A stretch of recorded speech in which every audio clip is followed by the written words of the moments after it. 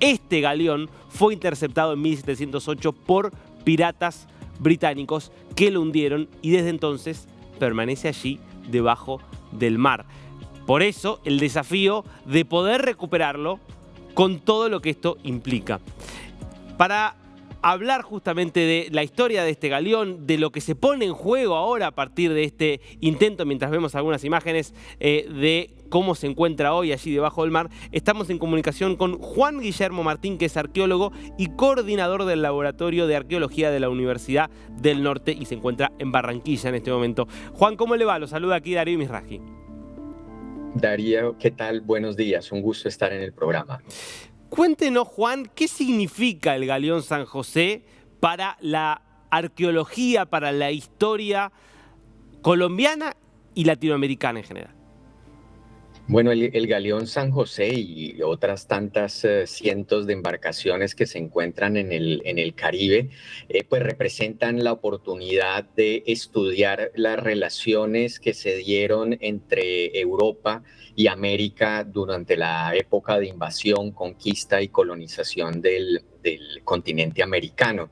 En algunos casos y algunos colegas pues hablan de que los naufragios son cápsulas del tiempo, o sea, finalmente es un momento específico de la historia que se ve, por decirlo así, fotografiado en un contexto único, como es el caso del Galeón San José, que se encuentra en unas condiciones de conservación impecables ahora mismo. ¿Desde cuándo empezó a plantearse la posibilidad de hacer algún tipo de expedición que busque recuperar parte de los restos de este barco? Bueno, el Galeón San José ha estado en el imaginario de políticos, de cazatesoros y de la arqueología desde hace mucho tiempo, justamente por el contenido que traía. Básicamente traía oro y plata que venían del actual territorio boliviano vía el istmo de Panamá. Desde la década de 1970 ha habido intereses de distintos cazatesoros por hacerse al tesoro del Galeón San José y poder comercializarlo. Incluso hay una empresa norteamericana, Sea Search Armada, una empresa de cazatesoros que desde 1982, perdón, reclama la mitad del contenido del San José y en este momento está viviendo Colombia un arbitraje internacional para definir si esta empresa tiene derecho o no. O sea, hay inseguridad jurídica frente a este contexto arqueológico. Después fue más recientemente el expresidente Juan Manuel Santos quien decidió desarrollar una normativa que le permitiera a las empresas cazatesoros operar legalmente en territorio colombiano y crea la ley 1675 de 2013 que permite además la comercialización de aquello que Colombia no considera patrimonio cultural sumergido, como el caso de monedas y lingotes de oro y plata, un asunto que resultaba y resulta totalmente opuesto a la Convención de UNESCO de 2001 y por supuesto en contravía de la disciplina arqueológica.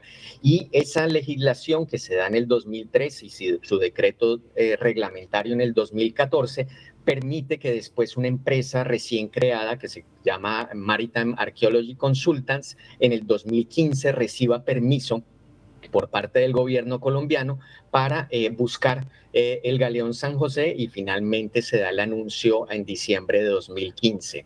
Esa es como la historia rápida de los intereses, los distintos intereses que han rondado la búsqueda del Galeón San José, evidentemente con fines puramente comerciales.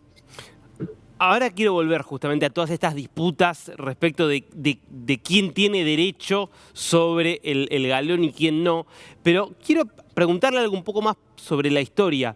¿Qué es lo que sabemos justamente de la historia del galeón, más allá de concretamente el contenido que tenía? ¿Era normal en ese momento que hubiera cargamentos de este tipo que fueran dirigidos a España? ¿Era un cargamento particularmente importante el que tenía este galeón? David, efectivamente Darío. es un cargamento normal, Darío, perdón, es un cargamento normal hace parte de lo que se conoce como la Carrera de Indias, estos convoyes españoles que venían a América organizados en dos flotas. La flota de tierra firme, que llegaba, tenía, digamos, su primer puerto en tierra firme, que era Cartagena de Indias, como usted bien lo dijo, uno de los puertos más importantes, una de las llaves del Imperio Español en el Caribe, y la otra flota, que era la flota de Azogue o de la Nueva España, que se dirigía a Veracruz, que es el actual territorio mexicano. Esta de tierra firme traía mercancías de Europa que se iban a comercializar en estas colonias, particularmente en Cartagena de Indias y en la feria de Portobelo en el Caribe panameño. Esta feria era bien importante porque a esa feria llegaban la plata y el oro que venían del virreinato del Perú vía la flota del Mar del Sur, que llegaba hasta Ciudad de Panamá, y a través del Camino de Cruces o el Camino Real llegaban hasta Portobelo. Y allí se cargaban entonces, se hacía el intercambio, se llevaba la plata y el oro, el quinto real, por supuesto, de la monarquía española, y regresaba a Cartagena a terminar de embarcarse de estos objetos que se explotaban en las colonias, y finalmente ambas flotas se reunían en La Habana y esperaban al siguiente año para regresar a España. Entonces, era por supuesto una práctica normal. Sin embargo, en el caso del Galeón San José, la feria de Portobelo había sido retrasada durante varios años por la guerra de sucesión que se surtía en España, y entonces esa feria se acumuló una cantidad importante de caudales que llevó a que finalmente el San José estuviera sobrecargado, igual que su gemelo, el San Joaquín. Eso hizo que el barco no tuviera la misma navegabilidad y finalmente terminara perdiendo en la batalla naval con el Comodoro Wager, hundiéndose en 1708. Qué interesante. Volvamos ahora a las disputas, porque puede ser que España también reclama tener parte del derecho, por decir así, sobre el galeón, argumentando que en ese momento la soberanía era española y que ese galeón se dirigía a España. Efectivamente, hay un argumento legal que se conoce como inmunidad soberana, y es que los barcos, independientemente de la época, que pertenecen a una nación, pues sin pasado el tiempo, siguen siendo parte y propiedad de esa nación. Y en este caso, el Galeón San José, como una embarcación de bandera española, seguiría perteneciendo al Reino de España. Ese, digamos, es un argumento jurídico válido y que ha utilizado España en otros casos, quizás el más conocido, la fragata Nuestra Señora de las Mercedes, que fue saqueada por una empresa de cazatesoros, Odyssey Marine Explorations, y que a través de una disputa legal en las cortes norteamericanas consiguió que se le devolviera finalmente al Reino de España. ¿Y esto cómo se va a resolver? Porque entonces tenemos a Colombia que dice esto iba a salir de Cartagena, nosotros tenemos soberanía sobre Cartagena, está España, está esta empresa que estuvo allí y está reclamando desde la década del 80. ¿Cómo se va a zanjar esto en caso de que pueda sacarse del fondo del mar el tesoro? Darío, ya hay otro protagonista de esta reclamación, que es la comunidad indígena Caracara en Bolivia, que también está diciendo que el contenido del San José fue extraído claro, de las minas, claro. de manera violenta de sus territorios, y ahora esperan que se les compense. Entonces, la disputa es mucho más amplia, tiene un carácter internacional muy importante, y además, y desafortunadamente por parte de Colombia, se quiere adelantar un proyecto que no es científico, y eso, por supuesto, genera aún más ruido entre la comunidad científica nacional e internacional. Entonces, la complicación está no solamente en lo legal, nacional e internacional, que es ya un asunto bien enredado, sino que además hay una serie de aspectos técnicos y científicos que desafortunadamente el gobierno colombiano actual no ha considerado. O sea, ¿a qué se refiere usted con que lo que se refiere a este anuncio que hizo el Ministerio de Cultura respecto de lo que va a ser la expedición que se hará el año que viene? Dice que no, ¿en qué sentido no se hace con criterios científicos? Efectivamente, el Galeón San José, mientras el gobierno Santos pues estuvo desprotegido y estaba, digamos, a merced de esta empresa de cazatesoros que tiene además unos inversionistas muy poderosos en Europa y particularmente en Inglaterra.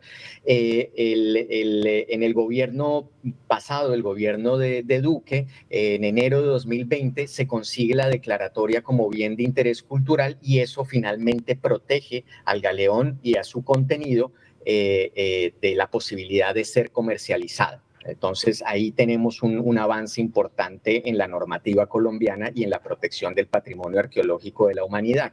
Sin embargo, esa declaratoria lleva a que se deba desarrollar un plan de manejo arqueológico que hasta la fecha no se tiene, y sin tener ese plan de manejo socializado, evaluado por parte de especialistas, se ha decidido intervenir el pecio sin mayores argumentos, más allá, como lo mencionó el ministro de Cultura, de hacer una extracción selectiva de objetos a ver qué pasa. Ese, por supuesto, pues no es un objetivo científico ni técnico serio, porque Colombia no cuenta con laboratorio de conservación especializado para tratar materiales que vienen del fondo de mar, y que, por supuesto, lo primero que había que hacer es diseñar una política de Estado y un proyecto de investigación acorde con este contexto arqueológico. O sea, finalmente, en este momento, pues estamos en una situación muy difícil, muy incómoda, y terminaremos pues siendo el hazmerreír de la comunidad científica internacional cuando decidamos así de manera arbitraria y por capricho de un presidente extraer algunos objetos de un contexto arqueológico. Ahora, Juan, yo entiendo por supuesto el valor incalculable en términos arqueológicos. Ahora, al mismo tiempo, estamos hablando de estimaciones, entiendo yo, te hablan de hasta 15.000 millones de dólares.